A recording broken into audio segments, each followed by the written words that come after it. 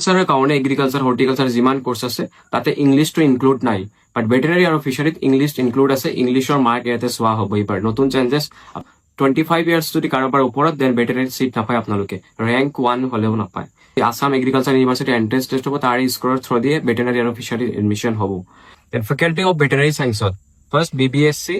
100 seat আছে খানাপাৰা খানাপাৰা যদি Lakhimpur college of veterinary চায়েন্সত টোটেল 66 এনেকুৱা নহয় যে SFC সিলেক্ট কৰিলে পাছত নৰ্মেল পালে আপোনালোকে ল'ব নোৱাৰিবা সেইটোও ল'ব পাৰিব আৰামছে টেনশ্যন নাই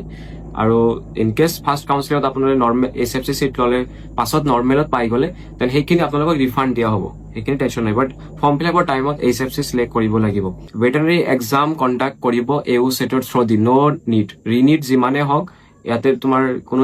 ইম্পেক্ট নপৰে ইয়াতে চাই ল'বা তোমালোকে এগ্ৰিকালচাৰ এইবোৰ কোৰ্চত 16 ইয়াৰ্ছ মিনিমাম বাট ইয়াতে ভেটেনাৰী আৰু ফিচাৰীৰ কাৰণে 17 ইয়াৰ্ছ